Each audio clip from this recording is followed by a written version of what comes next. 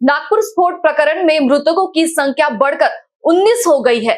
इस घटना को लेकर काटोल विधानसभा क्षेत्र के विधायक चरण सिंह ठाकुर ने कड़ी प्रतिक्रिया दी है। उन्होंने मांग की है कि मामले में मनुष्य वध का अपराध दर्ज किया जाए। वह इस मुद्दे पर विभागीय आयुक्त कार्यालय में आयोजित बैठक में शामिल होने पहुंचे थे। विधायक ठाकुर ने कहा कि प्राथमिक जांच में बड़ी लापरवाही सामने आई है और इस पूरे प्रकरण की गंभीरता से जांच होनी चाहिए। उन्होंने आरोप लगाया कि मजदूरों को पर्याप्त प्रशिक्षण दिए बिना काम पर लगाया गया, जो घातक साबित हुआ। उन्होंने राज्य और केंद्र सरकार के अधिकारियों पर एक दूसरे पर जिम्मेदारी डालने का आरोप भी लगाया।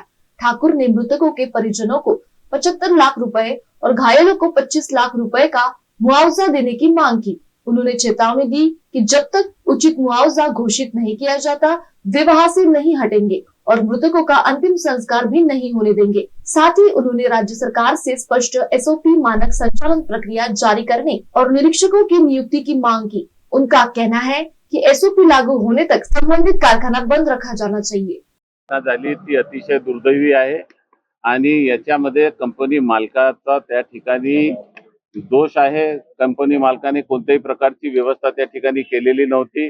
2025 मध्ये त्या ठिकाणी घटना झाली होती, तेव्हा त्यांना सूचना करण्यात आलेली होती की सगळ्या प्रकारच्या व्यवस्था केल्याशिवाय आणि जे मजूर त्या ठिकाणी कामावर येतात त्यांना त्या ठिकाणी प्रशिक्षण दिल्याशिवाय त्यांना त्या ठिकाणी कामावर लावू नये।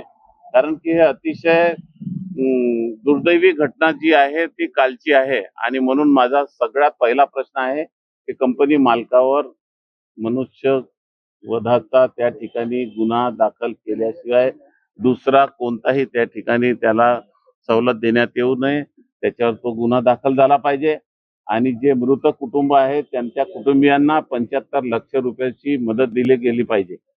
जे दवाखान्यामध्ये आहेत तेही मरणासन्न अवस्थेमध्ये काही पेशंट आहेत, त्यांनाही त्याच पद्धतीची मदत त्या ठिकाणी दिल्या गेल्या पाहिजे आणि जे जखमी आहेत त्यांनाही 25 लाख रुपये त्या ठिकाणी दिल्याशिवाय आज या दुर्घटनेच्या संबंधामध्ये माननीय पालकमंत्री महोदयांनी जी मीटिंग बोलावलेली आहे, माझा त्यांना विनंती आहे, शासनालाही विनंती आहे, ही मदत जोपर्यंत मिळणार नाही तोपर्यंत मी इथून जाणार नाही आणि कोणत्याही प्रकारची प्रक्रिया होऊ देणार नाही।